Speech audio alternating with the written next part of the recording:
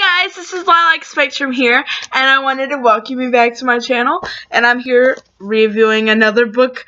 I am finally on winter break, so I've had some time to finish some books. Alright, so the first book I'm going to be doing today is called Ouija by Katharine Turner. This is so strange, guys. Like, I was looking at this book, and I just realized that the book doesn't even have the author's name on the front of it. And it doesn't have it on the back either. It has, like, all kinds of names, like, cover design by blah, blah, blah. It doesn't even have her name on the side. I think it has maybe her last name. Hold on, let me find it. Yeah, it has her last name on the back, or on the side. What kind of book is that? I just realized that, like, this just made me upset. Anyway, so, I finished this book. Now, I want to give you a little bit of backstory about this book, just in general. I went to the movie theaters a couple months back, and went to see the movie Ouija, The Origin of Evil. I think that's the name of it. It's the second one in the series. Well, it's the prequel, kind of the first one. So, like, okay, basically, and we didn't know that when we went to go see it. We just went to go see it, and then come to find out, we stayed after the credits or whatever, and, there was a clip it from something, and we were like, what does that mean? At the end, there's a clip it, and it's a little, they're in an insane asylum, and this guy walks up to the lady, and is like, your niece is here to see you, and we're like, what does that mean? And we stayed behind after watching it. Like, we got there early, and we saw the clip, because the other people before us were leaving, and we just sat there and waited for the credits to finish rolling so we could start the movie, and we saw that, and then we stayed afterwards. So I said, well, maybe if we watch the movie, we'll figure it out. We didn't figure it out, and we said, I was like, what does that mean? And then there was a guy sweeping up the theater, and he's like, oh, you need to see the first one. So that's what happened. We, I'm trying to think, like, if I've found out there was a book before I watched the first one or not. I want to say I watched the first one before I found out there was a book. So I went home to my local library and rented the first movie. They have like a way you can get it from another library or whatever, and another library had it, so I watched it, and I found out that there was a book, and it is so good. So if you've already seen the movie, and you enjoyed the movie, you probably would enjoy the book. Now, so this is like the first thing, and in the movie, like, the first movie is like, okay, they play with the Ouija board, and all the stuff that's happening to them, and blah, blah, blah, but then the second one is kind of like, if you watch the movie, they find out all the information about, like, why they're being haunted, and why the house is being haunted, and all that, and, they find out, like, the people who lived there did stuff with the Ouija board, and it did all this interesting stuff. So, the second movie is about that, like, the prequel. It's like a prequel, but they count it as a second movie, but it's a prequel, and it kind of explains everything up to that point. But yeah, I enjoyed the second one. The first one was okay, but the second one was really good. I guess it's because I saw the second one first. I wonder how it would be if I saw the first one first and then the second one. I don't know. But I did enjoy both of them. So basically, I'm gonna read, on the back so that you guys can, get a real, example of it, and then I'll talk about the cover and how many page numbers and my opinions and thoughts. Okay. It says it's not just a game. As far as Elaine Morris is concerned, the Ouija board is just a game she played as a kid at sleepovers. But her best friend Debbie has been messing around with one recently and claims she's starting to hear strange noises around the house. Elaine thinks Debbie's a total dork for getting spooked until Debbie dies in a horrible and haunting way. Desperate to figure out what really happened to her friend, Elaine starts using the Ouija board to uncover the mystery. She soon learns that something sinister has come through the board and is not ready to say goodbye. Which is kind of, like, interesting because she doesn't talk much about using the Ouija board all that much. Like, the story starts off as, they're young, and they're using the Ouija board, and you kind of find out they're, like, best friends or whatever. And then it kind of cuts to today, you know, kind of thing. And, she's acting kind of strange, and then, her friend comes over, Lane comes over, and is like, hey, what's up? And she's like, nothing, I'm not gonna go out tonight, and blah, blah, blah. Just acting really strange, and then the next day, she's dead. So it's kind of Debbie's dead. It's kind of weird that they would say she's like, oh, she's thinking Debbie's been messing around with one of them. Says she's acting really strange. But no, like in the movie and even in this book, like she finds out Debbie's using the board that night, and she dies that night. So it's not like she knows. But, I mean, she knows her friend's messing around with the Ouija board, and she's like, hey, let me figure out why she died. I don't know, it's interesting. These scary movies are interesting because sometimes there's kind of some common sense to them, but 90% of the time you're not going to find one with common sense, I guess. But, it was an interesting movie. Overall, the movie was pretty good. I liked how the author, I really want to say the movie came out first and then the author wrote this book, but I'm really not sure. This is now a major motion picture, so maybe not. I don't know. There are definitely some differences in the novel based on the movie. Like if you watch the movie and read it, or you read it and watch the movie or whatever, there are some differences, so it makes me wonder which one came first. I think that was written in 2014, but that doesn't necessarily mean anything. 2014, so I'm not really sure. First edition September. I'm not really sure when that came out, when the movie came out. But it was a very interesting movie, and it's an interesting book. The writing is pretty okay. I looked at Goodreads just because I was rating it on my shelf or whatever, just for the fact that I'm rating stuff on my shelf. And a lot of people said they felt like it was written for younger audience, but there was a lot of not bad cursing. Like it's not like all the time, like just like, oh my gosh, I would never want to read that as a kid or anything like that. But there is some cursing throughout the book, and there was a lot of people saying like, this is kind of written on an elementary level, not really elementary, but middle school level kind of reading. And I guess, yeah, that makes sense, but I would let a middle schooler read this. I would let a high schooler read this. I read it and I'm in college. I would probably not let an elementary school read this because it's just, there's a couple of curse words that they might not take well. But basically it follows the movie very well. Basically the kids, they start playing with the Ouija board, like stupid, and to figure out if they can contact their friend, and then they get in contact with what they think is their friend, and it turns out to not be their friend, and of course they have to figure out how to make it stop. And it follows that timeline of events pretty well. I think it's a pretty good book. I paid like $5 on Amazon for it. I don't know. I'm just saying $5 because I don't know. It says on the back of the book $12 US, $14 Canada.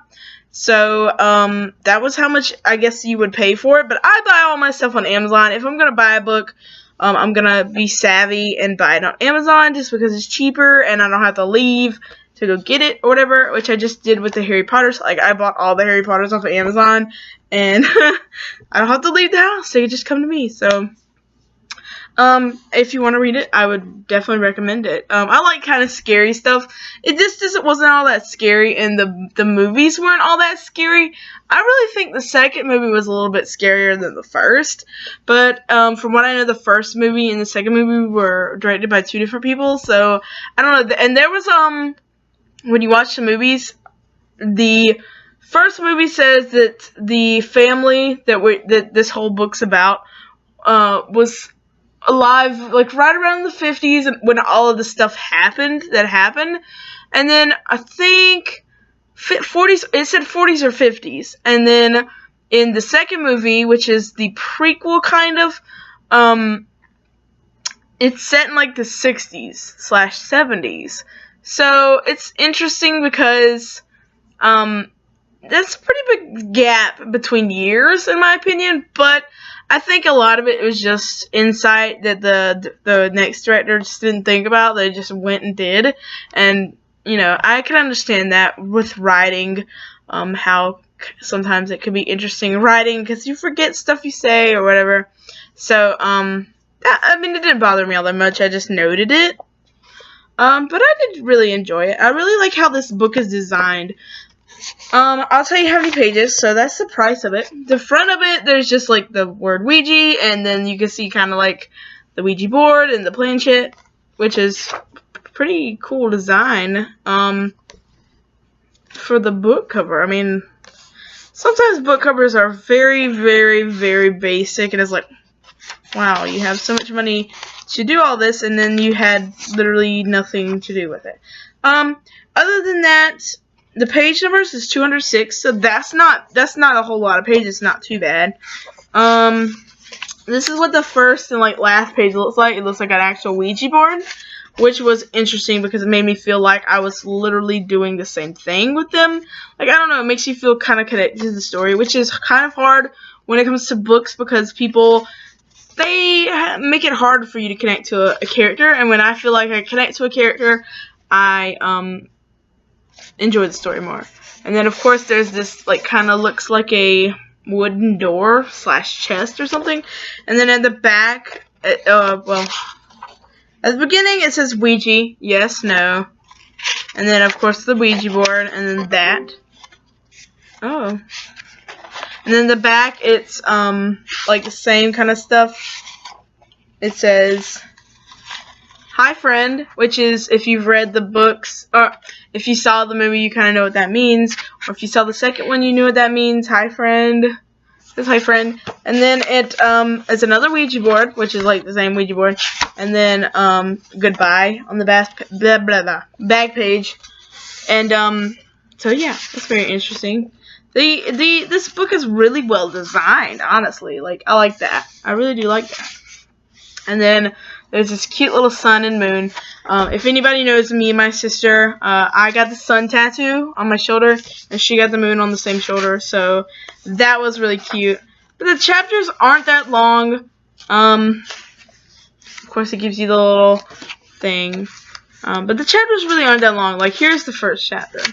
This is the first chapter, and it's literally 1, 2, 3, 4 pages. Short and sweet and to the point kind of chapters. It's not a whole lot of thinking you have to do. There's not a whole lot of going back and investigating you have to do. It just kind of gives you the story. It says, here's what it is. This is what's happening. There you go. So, and I like books like that. This is not really don't get me wrong. I love diverse books, and I like books that make you think. But sometimes when you're reading, you just want something simple, something basic, and this is one of those basic books. And that's how I can kind of understand how they say that it's a book that a middle schooler could read easily, and it is. It really is. I do recommend this book to anybody who likes stuff. I mean, to me, and that's another thing I saw while I was on YouTube, or not YouTube, Goodreads. I was checking out Goodreads because I had to put it on my list and say, yeah, I read it, and blah, blah, blah. And give it a rating on there. And I saw a lot of people that were like, oh, it's not very, what's the word? Suspenseful. I wasn't really scared. But to me, books don't scare me. It's kind of interesting to say. When I was young, I started reading R.L. Stine and Christopher Pike, and I was scared then. But now that I'm older and it's not a big deal to me anymore, I don't get scared about that kind of stuff. That kind of stuff doesn't scare me, so books don't really scare me. Now, I might watch a movie, a horror movie or whatever, and it might scare me because, there's jumping and there's noises. But that's a whole different thing. There are sound cues and music and screaming and different elements that make you feel nervous, like darkness in a room, or the unknown, or scratching noises, or screaming, or whatever. There's sound cues, and there's things that are meant to scare you. When it comes to a book, there's just words on a page. It's not supposed to scare you out of your skin. I don't think I've ever really read anything that I've been scared of my skin. When I was younger, I did a lot of those R.L. Stine and all that. It scared me, but now that I'm older, it doesn't scare me as much. So when I pick up a book like this, it's not like, oh yeah, I'm picking it up because I want to be scared, because I don't get scared like that. So, I don't know what that person was talking about. I guess they want to be scared. Maybe they're easily scared or something, and maybe they were trying to make a point, I wasn't scared by this, and I'm easily scared. I don't know. But I do recommend it to anybody who is interested. And I'm trying to go and watch a bunch of scary movies just to scare myself, because I like that. So, yeah, that's my opinion on this book. I do recommend people get it. I don't necessarily recommend you buy it. Because, unless you're just really devoted to the story, Yeah, I mean, I really did enjoy the story, and this is probably something I'll end up picking up again. Usually, I buy books that I think I'm going to pick up again. If I buy it and I don't feel like I'm going to want to pick it up after, then I might give it to somebody like, oh, this is a good book, you should read it. Here you go, Merry Christmas, Happy Birthday, whatever. Or, there's this place in our local park where you can leave books so other people can get them. You just leave them in this, like, little wooden box thing. It looks like a birdhouse, and then it's called... I can't remember, My Little Library or something like that. You leave it in there, and then you leave. Somebody else can get your book and pass it around the country or whatever. So I mean, like, usually, though, if I buy a book, it's because I think I'm going to want to read it in the future. But, I mean, I might read this. If I feel like I don't want to read it anymore, then I'll put it in that or something, or give it to somebody that I think would like it. But that's just how I roll with books, but I don't necessarily recommend you buy it. But if you can find it at a local library near you, maybe you want to check it out, because it was a pretty good book. So yeah. That's all I really have to say about this book. Other than that, who would I recommend it to? People who maybe liked the movie and might kind of want to relive it. Like, that was the thing with Fantastic Beasts and this book, and any book that has a movie that I didn't know about. Or a book that I didn't know about, which I knew Fantastic Beasts did have a book. But with stuff like this that I didn't know there was a book about it, I like to buy them and read them because it's like, oh, I'm reliving the movie. Even though I just went and saw the movie like 2 days ago, I'm reliving it. And that was really fun with Fantastic Beasts because I felt like I could relive the movie. And I mean, of course, they have directional terms and stuff like that. I do this to the screen and do that with the pen, and it was just fun to read it and then feel like I was reliving the movie, and I felt that way with this too. So maybe somebody out there wants to relive the movie, I don't know, but yeah. So if you guys have read this book, tell me what you think about it, or if you know any books that are kind of similar, maybe not necessarily have to be about Ouija boards, even though I love to read stuff about Ouija boards. I like to hear people talk about Ouija boards because they always have really funny, interesting, kind of spooky stories. I've never played with the Ouija board because nobody in my family, everybody in my family that has played with the Ouija board always recommends you don't play with a Ouija board. My mom, I think, ended up playing with a Ouija board when she was young or something like that. And there was, they asked who my mom was going to marry. And it gave, I think my dad's initials, but I don't know. I know it was CT, but I don't know if it was CAT, because that's my dad's initial, Cat, CAT, but I think they gave him CT, or something like that. They gave her that, and she freaked out whenever she found out that my dad's name was that, but I don't know. Everybody I know, talks about, they tried to burn the Ouija board, and they never burned, or something like that. I've never played with it. I don't believe in the Ouija board, but I do believe the stories people tell. I don't know if that makes sense. I believe you scare yourself. I think it's all psychology. I think you scare yourself with your belief. You believe in it so much that it happens. You see what I'm saying?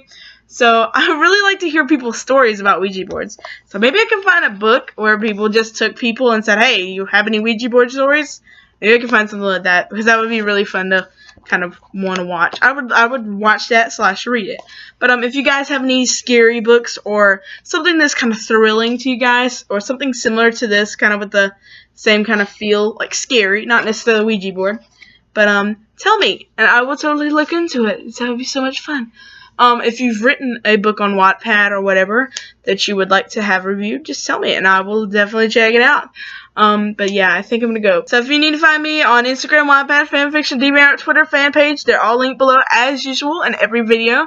But if you have a Wattpad or anything like that you would like me to look into with some spooky stories or just regular stories, leave it below, or leave your name, or leave a name of the story or something like that, and tell me where I can find it. That would be so much fun to review your Wattpad stories. So thanks, guys. Have a good day. Bye.